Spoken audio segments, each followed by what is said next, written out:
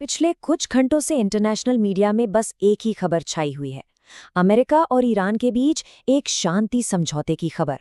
एक ऐसी खबर जिसने सबको चौंका दिया है, क्योंकि ये दोनों देश तो कई दशकों से आमने सामने खड़े हैं।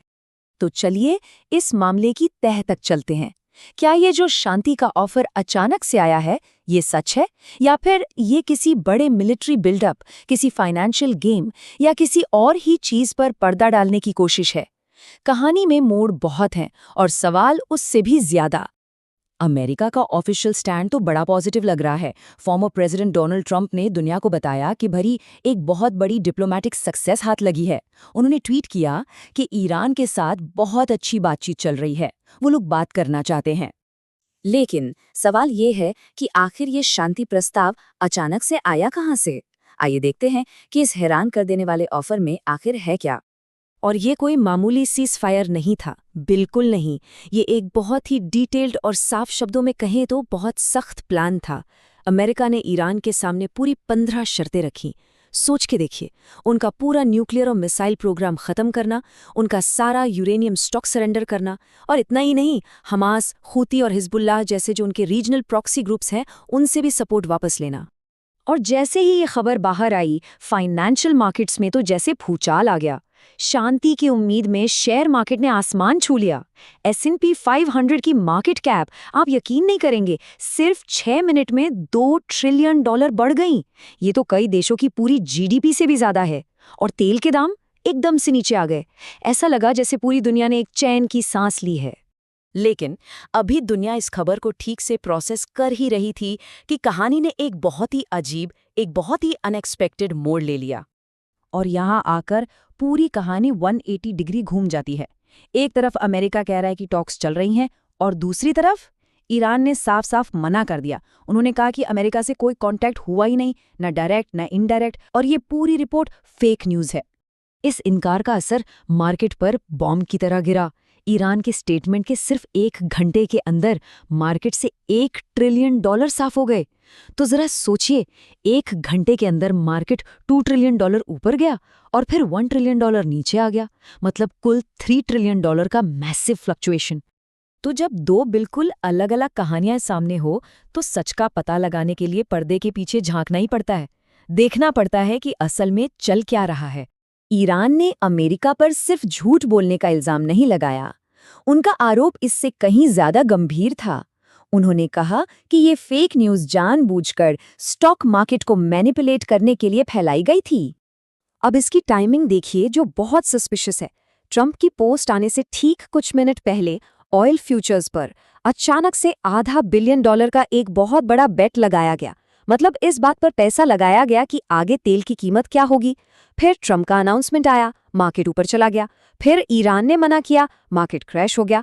और इस पूरे उतार चढ़ाव से जिनको अंदर की खबर थी, उन्होंने मोटा पैसा बनाया। साफ साफ ये एक फाइनेंशियल क्राइम की तरह दिखता है। और फिर आती है इस 5 दिन के सीज़फायर की टाइमिंग। ये भी काम अजीब नहीं है। मंडे को शुरू हुआ और अचानक से फ्राइडे को खत्म हो गया। और फ्राइडे को ही क्या हुआ, USS ट्रिपोली 2000 से ज्यादा एलीट US मरीन्स के साथ उसी इलाके में पहुंच गया। ये टाइमिंग कोइंसिडेंस से ज्यादा एक पॉसिबल ग्राउंड असॉल्ट की तैयारी लगती है। तो सवाल फिर वही है, ये जो पूरा केओस है, ये सिर्फ कंफ्यूजन है या फिर एक सोची समझी वेल प्लेड स्ट्रैटेजी का हिस्सा?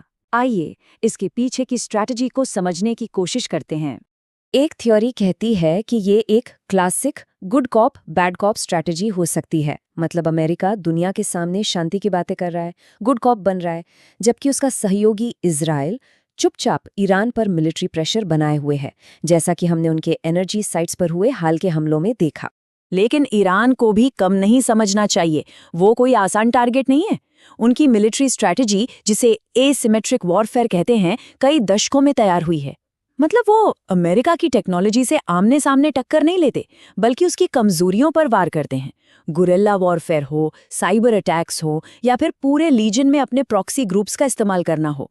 और उनकी सबसे बड़ी ताकत उनके 27 मिसाइल सिटीज। ये ग्रेनाइट के पहाड़ों में बहुत गहराई में बने हुए अंडरग्राउंड बेसेस हैं। ये ठिकाने इतने मजबूत हैं कि इन पर बड़े से बड़े कन्वेंशनल बॉम्ब का भी असर नहीं होता। इससे अमेरिका की एयर सुपीरियॉरिटी हवा में ही रह जाती है और उन्हें न्यूट्रलाइज करने का शायद एक ही रास्ता बचता है, एक बहुत ही रिस्की ग्राउंड इन्वेजन। तो इस पूरे एपिसोड का जियोपॉलिटिकल फॉलआउट क्या है, दुनिया इसे कैसे देख रही है और इसके नतीजे क्या निकल रहे हैं? इसके परिणाम काफी दूर तक जाने वाले हैं। पहली बात, अमेरिका की क्रेडिबिलिटी को एक बड़ा झटका लगा है।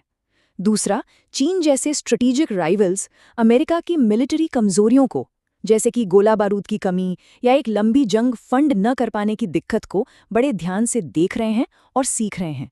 और तीसरा, ईरान, वो तो खुलेआम अमेरिका का मजाक उड़ा रहा है, ये कहकर कि अमेरिका खुद से ही बातें कर रहा है। और आखिर में ईरान का ये मज़ेदार लेकिन चोट करने वाला ताना, जिसमें उन्होंने ट्रंप के ही फेमस कैच फ्रेज को उनके खिलाफ इस्तेमाल किया।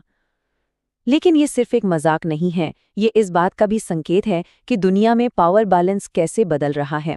इस पूरी घटना ने हमें एक ऐसी जगह लाकर खड़ा कर दिया है जहां एक तरफ शांति का धोखा है, दूसरी तरफ फाइनेंशियल मैनिपुलेशन के आरोप हैं और तीसरी तरफ एक मिलिट्री टकराव का खतरा है।